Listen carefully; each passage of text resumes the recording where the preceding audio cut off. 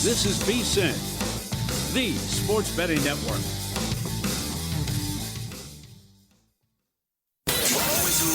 Follow the money. That's what I always say. You always follow the money. Yeah. This is Follow the Money with Mitch Moss and Pauly Howard on VSiN. Here we go. Welcome in. It is Follow the Money on VSiN, the sports betting network. Mitch Moss along with Pauly Howard. We are live in downtown Las Vegas from the Circa Resort and Casino. Fun Thursday program lined up today. Plenty on the big Thursday night game tonight. Buccaneers got to have it. You want to talk about a got to have a game. It's huge tonight for this Tampa Bay squad, reeling, as is their counterparts tonight in Atlanta. We'll hit that several times. Paul Charchian on the program coming up in 30 minutes. Fantasy Football Hall of Famer. The playoffs begin tonight. So a very important segment with him today. Tony Rizzo on the show, ESPN Cleveland.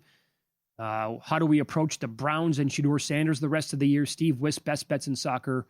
Ira Kaufman on the program covering the Buccaneers leading into the game, and we'll hit the NBA and the NHL cards tonight as well. How you feeling, man? You were hot on Tampa Bay earlier in this season, and I was right there with you because they got off to this rip-roaring start, and you were thinking, okay, they're going to be factors in the NFC.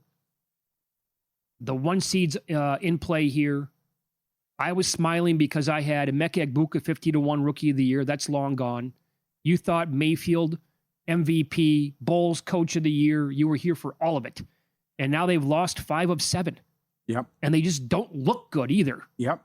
No doubt about it, and especially Mayfield. So during this drought where they've lost 4 of 5, the win was against lowly Arizona at home, and they had to hang on. Yep. So this was, you think, well, they're going to bounce back. They're going to get their act together, and it hasn't happened. But getting Evans and McMillan back, we'll see how much that helps. But you're taking on an opponent that's lost 7 of 8.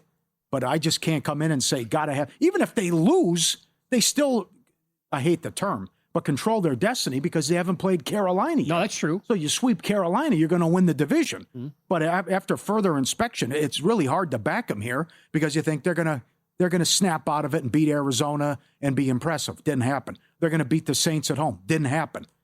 You know, the horrible performances on the road, as you mentioned, boat raced in L.A., and then how it didn't go well in the second half against the Bills, and especially defensively. So it's great that they get these guys back. But, you know what happened last? I mean, lucky to win the Week 1 game, and we know Kirk put up big numbers on them last year. Yeah. So it's been a tough matchup for him as well. But I like to attack it with a lot of props, but I have to pass as far as who's going to win the game. Now, how about this? With Bowles as their head coach, the Buccaneers are 1-8 ATS when hosting divisional opponents. They're also 1-10 ATS when playing at home after playing a home game the previous week. Yeah. And the Falcons are 5-0 ATS when playing away from home after a game in which they allowed 30 or more points under Raheem Morris. The Buccaneers are also the second worst team versus running backs in the air this season. I thought it was going to be a Bijan game last week against Seattle in the air because Seattle is also weak against running backs, but that did not come to fruition. They've allowed that's DVOA, by the way, second worst. They've allowed the most yards overall to running backs in the air at 701. Do I need to get back on the train again tonight, though? Got to take Robinson over. If you lose, so be it. That's how it is. So then Robinson and Pitts, or just Robinson? I'm going to go against the guru on Pitts. I know he's banged up. Start with Robinson. He had 100 yards receiving in the first game. Yeah. Everything you ran down with how bad Tampa's been, this guy should have 40 yards receiving tonight. Oh, he killed him in the first game. Yes, right. To begin that game, that 50-yard boom, like that was way too easy. So has Pitts. But Pitts is a little banged up. And I know Guru was making the case with no London. He's going to be a marked man. But I still have to ride with Pitts over, who had 60 yards in the first meeting, crushed him last year, ate him alive, and has 18 targets in the last 2 weeks. By the way, do you realize Kyle Pitts is 25 years old? Like, that's it? So maybe he's finally turning into this threat that we thought that he was going to be as a rookie when he shined at Florida. And he's been making some plays lately that it's like, okay, that's the Kyle Pitts that we all loved like 4 or 5 years ago and expected big things from. It's everything you want. The receptions are there and the targets are there. 6 for 90 last week. Yeah. Second straight game leading the team in receiving yards. 8 targets in the first meeting. So I would have to say Pitts can at least get 60 yards as well, but definitely Bijan over receiving. Yeah, over receiving. I'd be careful with the running tonight because season to date, Tampa Bay, they still have elite DVOA numbers against opposing teams' ground games. And Bijan in 3 years in the NFL has not topped 63 yards on the ground one time against Tampa Bay. And despite killing them for 100 plus in the air in week 1, he only had 24 on the ground. So I'm also concerned big time about Baker Mayfield. He has not topped 200 yards passing in 4 straight games. The problem is I'm convinced that he's hurt. So if you look at the numbers down the field, accuracy on 10 plus air yards throws, in 2023, that number was 43%. Last year, 49%. This year, that's all the way down at 35%. NFL average is 44%.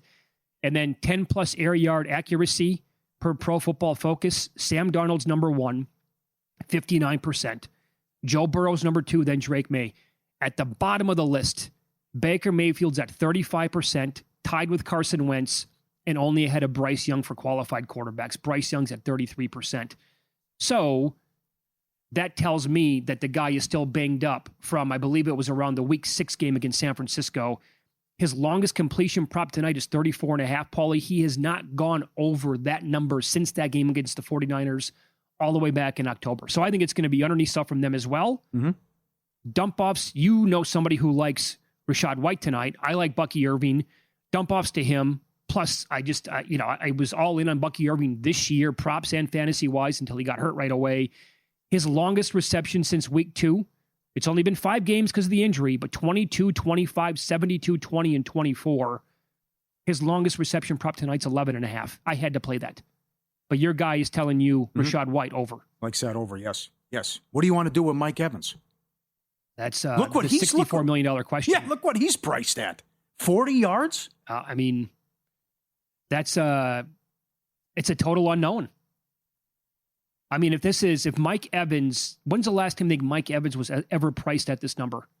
Oh, probably never. Time. Yeah, right. Because he was automatic for 1,000 yards since his rookie year anyway. They're not expecting much. I mean, that is very low. So they think the rust factor maybe doesn't play that much. But I just think, and Guru thinks that Book is going to benefit from this as well. But some of this stuff, 25 yards each half, plus 375. 5 yards each quarter, plus 750. A reception each quarter, 5-1. 20 yards each quarter, 75-1. Oh boy, that's Mike Evans we're talking about. Yeah, but only 40 yards he's being priced at with his total as well. And then the other thing is some of this stuff where I know it seems easy, but like Robinson, 5 yards rushing each quarter, $1.20, and 15 yards each quarter, 6-1. I mean, he's got to get a ton of carries here. 50 yards each half is 6-1, excuse me. 25 yards each half, $1.15, 5 yards each quarter, $1.20.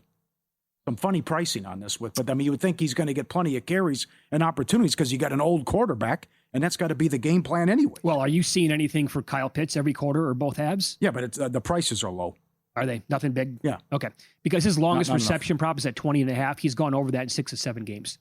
The Bucs are middle of the pack against tight ends when it comes to catches and yards. However, they've allowed 6 touchdowns on the year to tight ends as well. It's tied for the 5th most in the entire league. Atlanta, by the way, is a top 2 team in defending tight ends. Pardon me.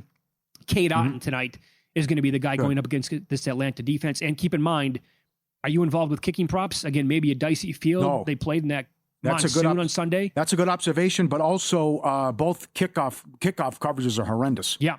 That's something to monitor as well. You could be big plays in the special teams. But Atlanta ranks 30th in DVOA in special teams. Tampa Bay is 27th. Yeah. Pitts is being priced like Evans. A catch each quarter, plus 170. 25 yards each half, plus 170. 5 yards each quarter, plus 270. The targets have been there, but also he's been banged up, so I don't think... I'd rather do Evans stuff there with the bigger payout in the Robinson stuff, which I'm not asking much. Right. And that is, and it's also been, each a field goal each quarter is 4-1. I did play that because we've had what a run we've been on in primetime games with all these field goals. Yeah, true. I guess that that's going to be the strength of the Buccaneers special teams anyway, is that you can count on that kicker to actually make some field goals. The Opta AI stats at vsin.com, Baker Mayfield projected to go way under his prop of 219.5 passing yards tonight. They have him going for like 195. So that stays way under per the numbers. Again, you can get these at vsin.com/NFL props. Become a subscriber. It's great, by the way. The website has looked better than ever this entire football season, but there's a tab right there where you can put in any player that you're looking for, just the last name, and then it pops up automatically. They also, boy, oh boy, I'm sorry. I don't know what the hell's going on here. Got something stuck in my throat. But Bucky Irving to go way under his rushing yards prop tonight and also way under his receiving yards prop. They only have him receiving like 10 yards in this game. Yeah. Touchdown, field goal, each half, 14-1. Someone scores 40 points plus 750. Great job, Caesars and Will Hill.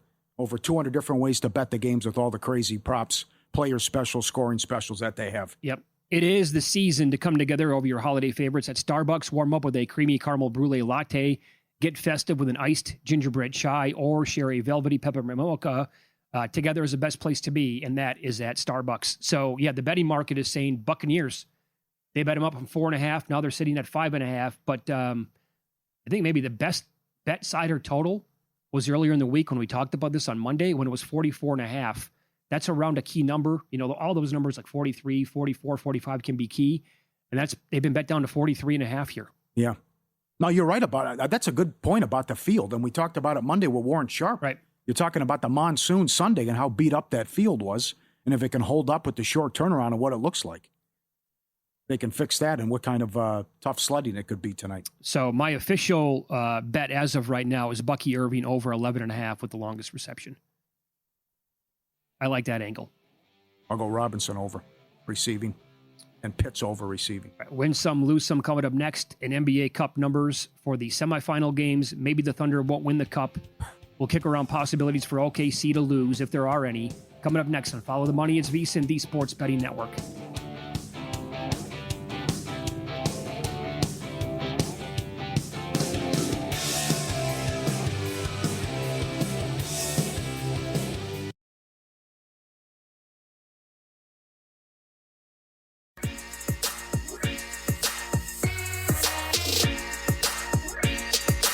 Win Some, Lose Some is sponsored by the Sharp Plays.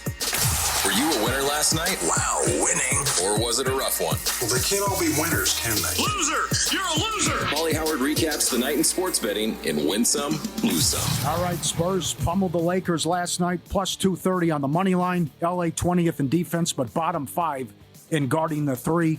San Antonio ripped them from 3 last night. And the total, 234 up to 244 at DraftKings, 132-119. What'd you make of the game? It's like Lucas said afterwards. Everything just easy down. Everything was downhill. Penetration, kick, either layup or 3. Horrible job defensively. I think last night was the blueprint. And not a lot of teams are going to be as effective as the Spurs, obviously, because they got a ton of awesome guards that can go 1,000 miles an hour. Yeah. If you just do that and go afterburners against the Lakers, you can blow right by them every single time. That was a hell of a performance last night. Yep. And they take on OKC out here Saturday night. Too bad for the league. No Lakers out here in Las Vegas. New Mexico VCU over. 153 up to 158, 81-78. Liberty NC State under. 155 down to 149, 85-45. Delaware G-Dub under. 160 to 152 winner. Fresno Cal State Northridge over. 154 up to 160, 89-87. Good job, Humans. Nebraska plus 2.5. Went off the favorite, beat Wisconsin by 30. Probably the easiest college bet you can have entire year. That's right. Subscribe, be part of the team. VSiN.com, our radio and podcast friends. You always want to see these tweets and videos at Pauly Does Vegas on Instagram. Send them in. We'll put you on. Boulder Station, a local spot here in Las Vegas, a casino, a 10 spot on Keno. $121,000. Holy. Look at that thing. You know, Al Lasso, our buddy, always plays Keno and has some jackpots from time to time. But this, I've seen a 5 spot, 6, a 10 spot on Keno for $121,000. Yeah, I know at least a handful of people who prefer to play Keno over any other game. Yeah. You can also just hit the auto button. You don't have to touch anything. Just sit there. It does it on its own, right? Very good. How about you're going to get a kick out of this one? Good run with the dog videos. Man, that time of year. Go look at guy down the hill. Bulldog. Oh, I sent this in. This was you? Yeah. Oh, okay, great. Face first going down. Look at him. And coming down the slide with the great camera angle. And over and over and over again with the snow. Doesn't even need a sled. Got the left leg dangling. and using it to get down the hill. Yeah, Oh. he is the sled. That's right. That's right. Yep. A 180 onto the. Look at this guy. Wow. Ass over tea kettle, coming in face first, coming in hot with the snow. That's incredible. Good job, buddy. That's great. Jeez. It goes on and on. I know. Oh, yeah. Can't get enough of the snow. Lose some. Thunder, Suns under 224 down to 221.5. 138 to 89. More on these guys coming up. Incredible. Charleston, South Florida over 156 up to 160.5. No good as well. And thanks to the viewers who sent this in. I'll give the guy credit in a second. We're living in a society. Here's the guy taking up 3 spots parking. I don't know if it's a pizza. I can't see. A pizza joint, whatever. But the truck comes in on the side and takes up 3 spots. Is this what you were talking about yesterday? Oh, no, this is a diagonal method here. Yeah, right. That I'm unfamiliar with. That's a new one to me. Yeah, the guy yesterday taking up 4 spots, the truck. Rebuilding since 1957. It's the Twitter handle. Not bad. That's a good one. I can't believe it. What are you thinking there? What are you thinking, Pauly? If you go up, let's say that is a pizza place, and you ordered a pickup, and you walk up, you're like, what? And you see that, I know. Taking up 3 spots, I know. Incredible. For the line move, sharp plays already there. They don't just follow the market, they help shape it. Powered by advanced AI, the AI plays up 50 units, proven insider sources, active across all sports. Look for the first touchdown tweets later today. Sunday, look for the Mr. Poison tweets. Free daily reports, real-time alerts, market-moving insights straight to your inbox or X feed. Jeff and the crew been at it since 2011.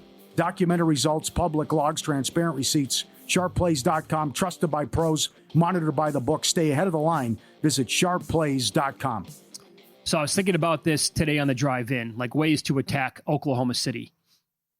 And then I heard part of Hardwood Handicappers today, Zach Cohen, who does it every single day here in the network, one of our podcasts, does a great job covering the league. He brought this up, and that is DraftKings is offering a special with the Thunder. And that is, will they have consecutive losses during the regular season? My idea was, what's the longest losing streak going to be? Will they lose 2 in a row? Basically, yes. Yeah, they're on pace to win 78 games. And they might. Right. They might win 80. Yes. Yes. Come on, look at the point differential. I know it. So, Pauly, this is how it's phrased on DraftKings. And when you click on the tab Oklahoma City Thunder, it comes up specials. And then it says not to lose consecutive games played in the 2025-2026 regular season is plus 475. Now they do have multiple. I would actually like to bet the other way if the price was right, because I think they're going to lose consecutive games at some point. It is a long season, and they have tough back-to-backs, tough games on multiple road trips coming up yet. Good job, guys. That's a very creative prop. Because FanDuel was all over it yesterday. Will they break the Lakers record? But good job by DraftKings to put up where the next loss is coming. And that could see, right, that special, the longest winning streak, 25 plus 370, 30 plus 7-1. They have the NBA record 14-1. FanDuel had 17 yesterday. And then they blasted the Suns. So now they're laying 10.5 Saturday night. I've added some plus money to win the title today. You just got to do it because, the West is going to be the most difficult part of this whole thing. But you give me the team and the scenario where Oklahoma City loses a 7-game series. They just have a clunker for 7 games where the shots aren't going in. Do we think that's going to happen? SGA is on a Michael Jordan pace this year. He's scoring a point a minute. He's not playing fourth quarters. Yeah. That's how ridiculous this run is. And they're they're 10 deep. These games are not even close. I think they won every quarter by 10 plus points last night. Yeah. 16 in a row, 24-1. Second most games missed to injury. The point differential is now 18 a game after the blowout last night. We're up to 18 a game. I have I'll give you the unbelievable numbers here in a minute. Right. So, so pretty much they have that up now. Will they lose this year with next loss and all the candidates? Because I was looking at around MLK Day for their next loss. But there's a couple things I can't get away from. What you're going to run down with the point differential, and they have the record last year, which was 13 points per game. The clutch net rating of 41.4 with an offensive rating of 136.7, and the defensive rating, which was 104 points per 100 possessions, and then the number 2 team which was 110 and change. The gap between 1 and 2 is the gap between 2 and 20 plus, in the 20s. Right. What they've done. So this is an incredible tweet from Sean Grandy, who calls games for the Boston Celtics. The best scoring differential in the history of the NBA is last year's Oklahoma City team. That was plus 12.87. They were ahead of the 72 Lakers, the 71 Bucks, the Michael Jordan Bulls of 1996, and the 2017 Golden State Warriors by at least, well, they were ahead of Golden State by more than a point. So the gap between this year's Oklahoma City team at 17.5 with the point differential and last year's team, again, the best differential in history, is bigger than the gap between last year's record-holding team and the next 34 teams behind them. In other words, as Grandy added, the most dominant 34 NBA teams ever. That's how big the gap is now between this team and everybody else. So I just, here's the crazy thing about it. They scored 138 points last night. They won by 50. Right. 3 players went over their player prop. That was it. Isn't that something? And like 9 guys were listed. Right. 10 guys were listed. Yeah.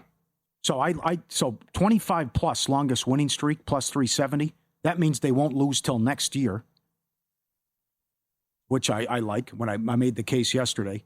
And if I'm reading this right, next loss at the Cavs, January 19th or later, 14-1. I think that's good too. Our buddy Will Hill has 23-1 on 74 plus wins. 23-1. That's now plus 235. Oh my God. Yeah. Yeah. Here's the thing. This is wild. Yeah, think about the loss. The loss was on a back-to-back. They led by 20 and they had guys out. That's right. And they lost by a basket. Yep. They're up 22 in that game. I actually think this is worth a bet to set the all-time winning streak of 30. They got to get to 34 games. Yep. It's 12-1 right now at FanDuel. I think that's still worth a bet. It's 14 at DK. No, they have that up to That's okay, 14. Okay, I'm sorry. Yeah. Now they have the Spurs a bunch of times coming up. And in theory, including the semifinals out here in Las Vegas, including Wemby, if you think he's going to come back, they also get him 2 days before Christmas and then right away again on Christmas Day. Yep. Good job. See, they're listening. They know. They know what people want. That's a great job by FanDuel and DraftKings to offer all this stuff. Well, you got to offer the interest because if they're just going to beat everybody by 100 points, I mean, it's tough to, get involved with other teams. Fantasy Football Hall of Famer Paul Charchian on the program coming up next.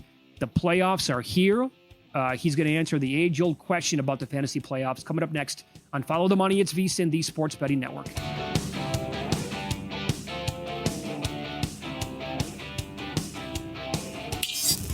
This is Follow the Money on VSiN. It is a very important time of year in fantasy football, obviously, because the playoffs start tonight. And to talk about it now is Fantasy Football Hall of Famer Paul Charchian on the Progressive Guest Line with his weekly spot here on Follow the Money. Charch, good afternoon.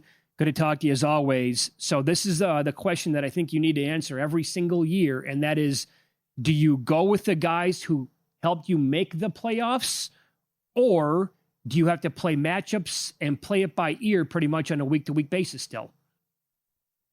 Yeah, you'd be shocked, Mitch, at how many people get to the playoffs and feel like that's some kind of validation for their roster. And now you can just coast on the guys that got you here, which is so dumb.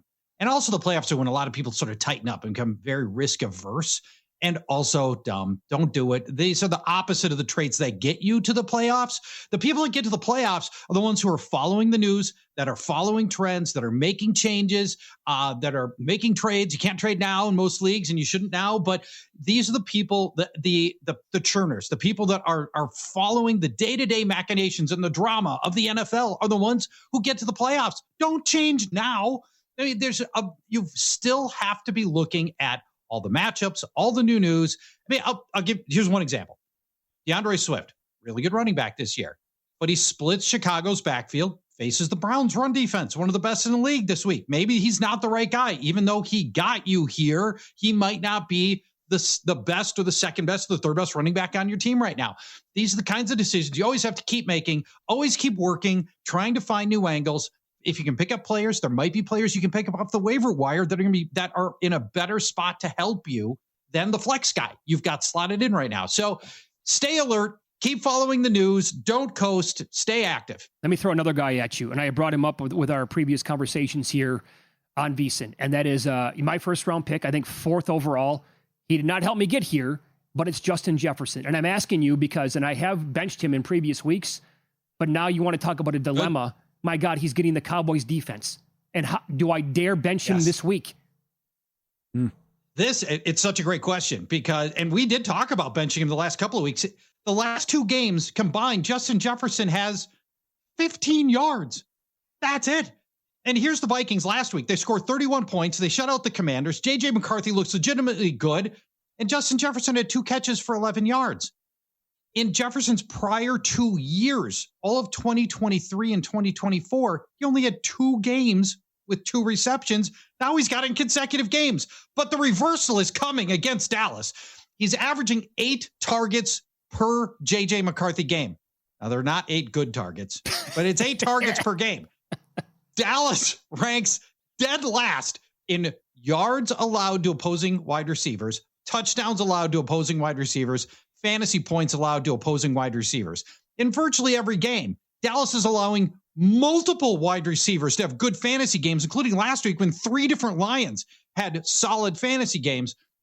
If 2 or 3 Vikings receivers are going to have a good fantasy game, JJ's got to be one of them.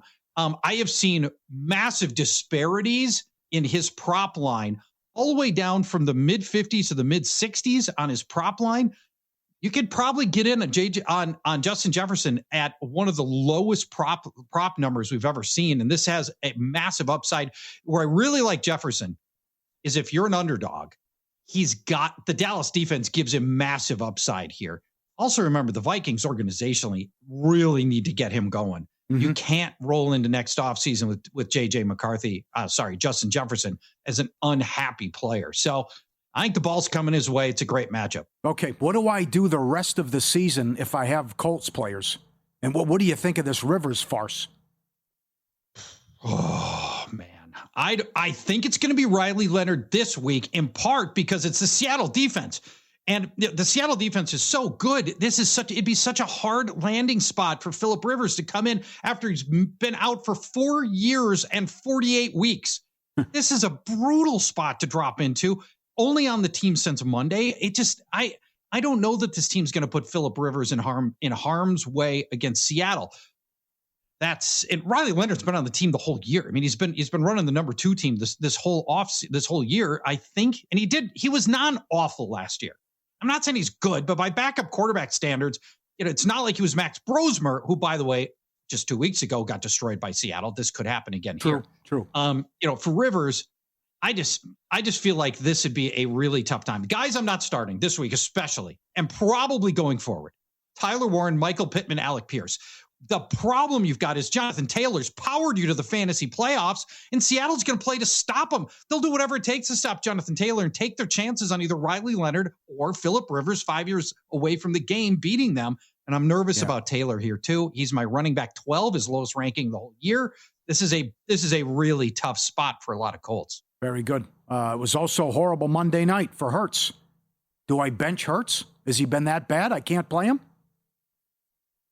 Negative points last week in many scoring systems with the 5 turnovers. Negative points. And first guy in the history of fantasy football to score negative 4 points on a single play. Because you usually go minus 2 points for every turnover. And then he had the double turnover. We've never seen a negative 4 point single play in the history of fantasy football.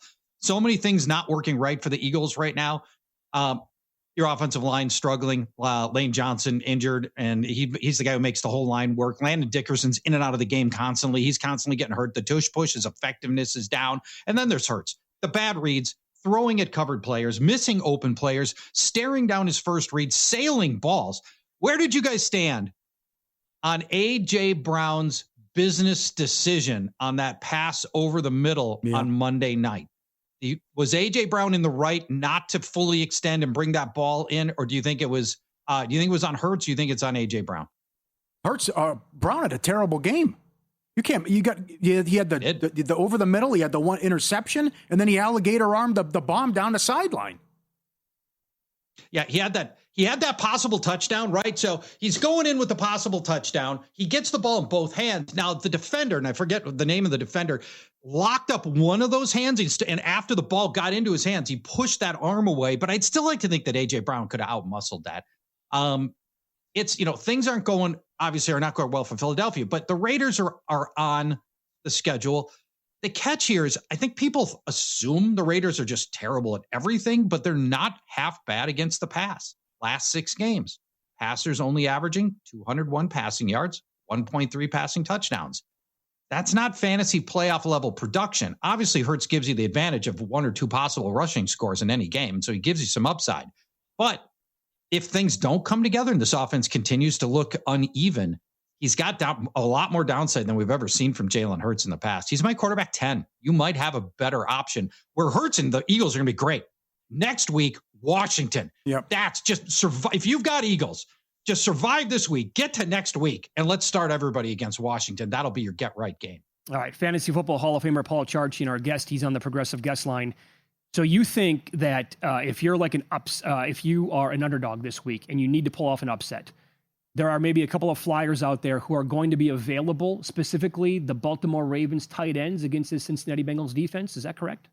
Yeah, we've talked about we've hit on this path. It's the Cincinnati defense against tight ends several times. So I'll keep this short because this has been something that we have cashed tickets on several times over the course of the year. Bengals are on a historic run to be the worst tight end defense in the history of the NFL. They are on pace to give up 23 tight end touchdowns. They've already given up 1,300 receiving yards to the tight end position. And just to give you a sense of how bad 1,300 tight end yards is, because I know normal people don't know this right now. We're 13 games in, so they're giving up 100 yards per game to opposing tight ends. Better defenses, like the Eagles, they've given up 400 yards to the tight end position. And so you want to check on the availability of Mark Andrews. He's available in just under 20% of leagues, but even Isaiah Likely is absolutely in play as a possible pickup and play here. Last week, Buffalo against Cincinnati, tight ends, Dawson Knox, 93 yards, Dalton Kincaid, touchdown, 41 yards, third string tight end, Jackson Hawes scored a touchdown. That's what the Bengals are giving up to opposing tight ends. Everybody gets paid. Isaiah Likely put up 95 yards 2 weeks ago against this tight end. Bengals defense. Isaiah Likely, very interesting here, and he's available in 92% of leagues. Yeah, just be prepared to be in a great spot and maybe even win your league this week or win your matchup with Isaiah Likely having a potential huge game, and then something crazy happens at or near the goal line. I mean, it's documented now. Going back to last year's lid lifter against KC, the toes on the line. Yeah. Thanksgiving night. Yeah, toes on the line. He fumbles at the goal line. What happened? Are you kidding me with this guy? Yeah, that's fair. It's that's totally fair. Right? Very frustrating. Charlie Kohler. I don't know what his anytime touchdown. There we go. I like it. Charlie Kohler's probably sitting at like plus 800, and that's an intriguing anytime touchdown opportunity. That's a good one. Right about I'll grab that during the break. That's Paul's a good look. All right, we're going to continue here with Fantasy Football Hall of Famer Paul Charchian up next. He has a bunch of players to look at for tonight's matchup. And how about this? He's been great with the anytime touchdowns. He has a 6-1 shot that he's going to make the case for next on VSiN.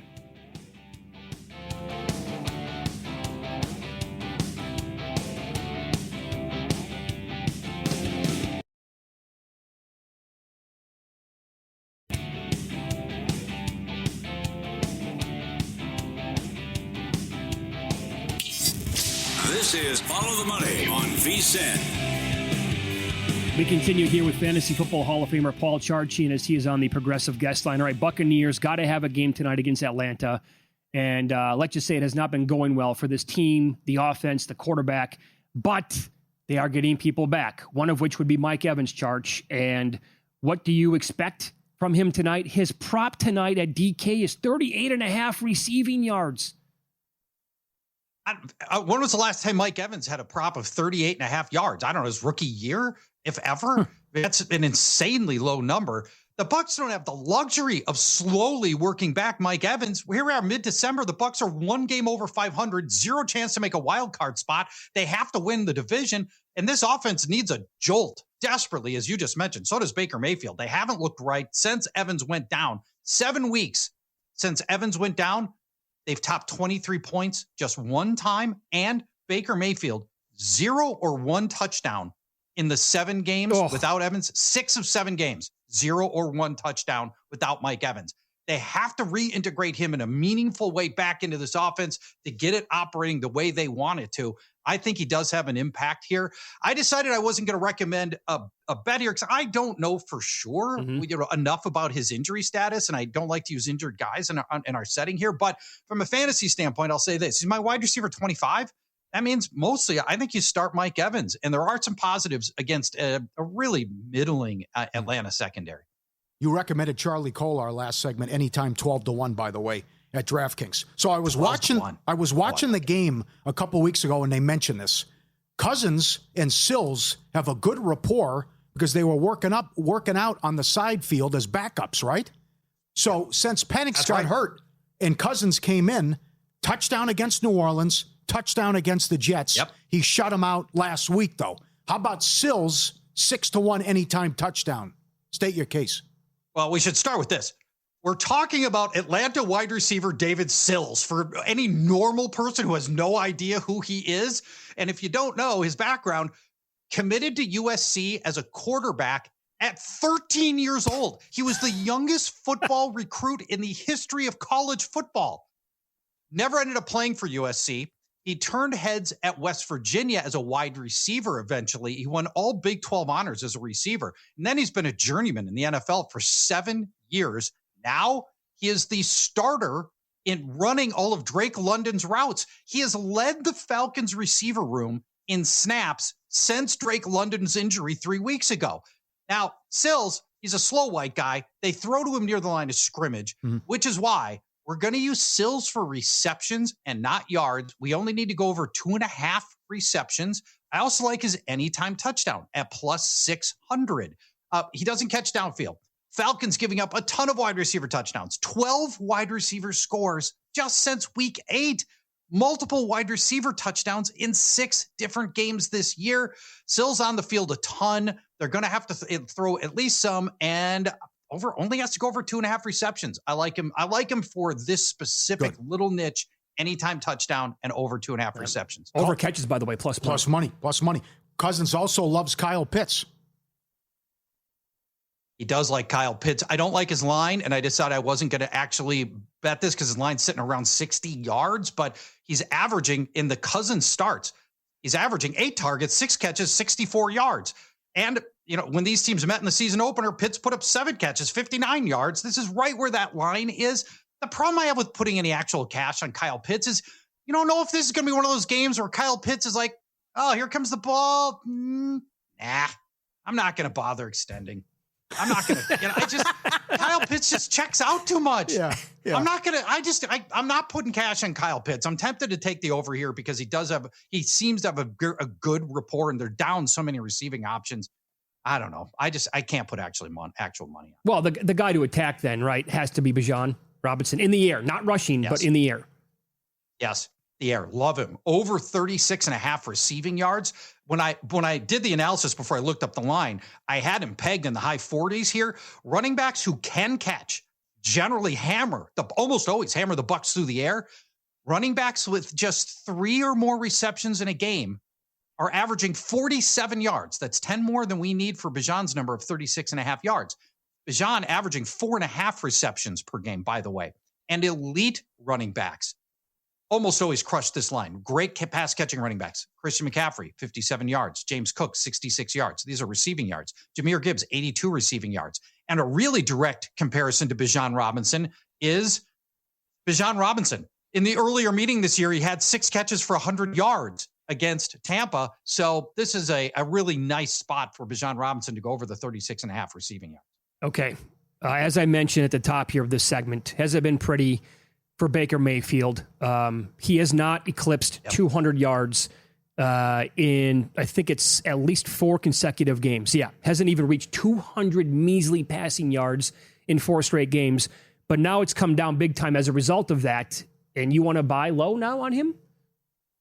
Yeah, I'm going to buy the dip on Mayfield, take the over here. So I got a lot of overs so far, which always worries me. The return of Mike Evans is a significant part. Mayfield's really good. When Evans was on the field in those first 6 games, he was averaging 256 yards per game.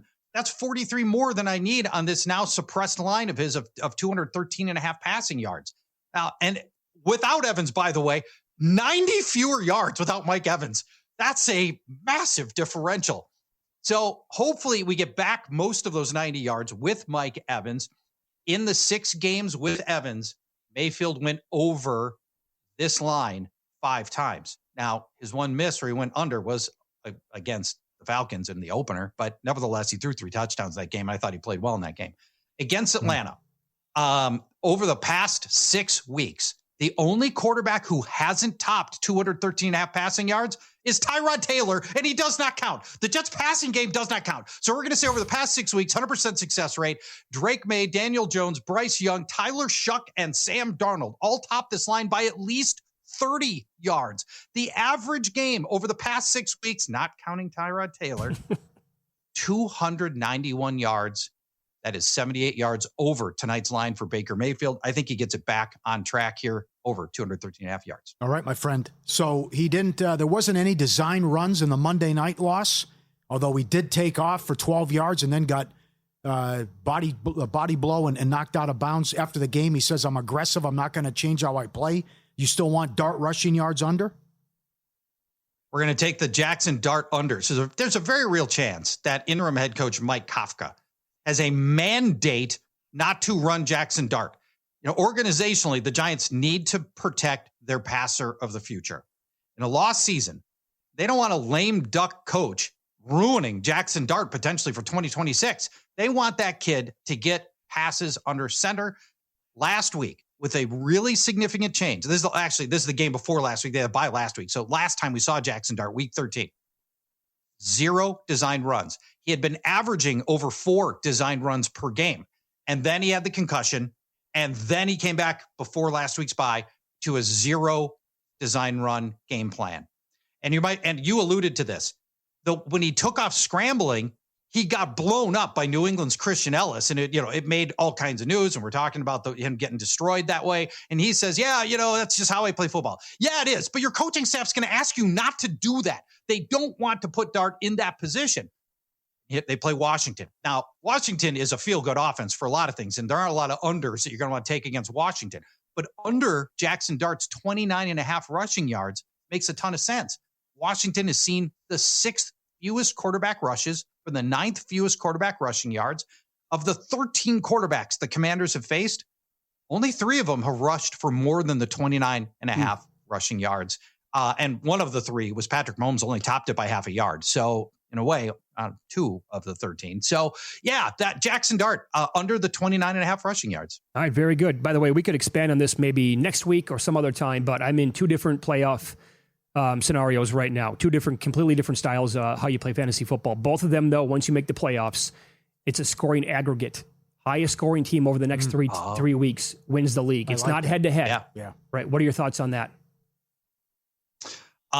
If you want to make sure you give your fantasy football championship trophy to the best possible team, aggregate the points to the playoffs and don't do any head to head. You take a lot of the drama out because now you don't have bad beats. You don't have, an upset in 1 week. You will take some of the drama out. But if you just want to make sure the best team gets crowned, that's how you do it.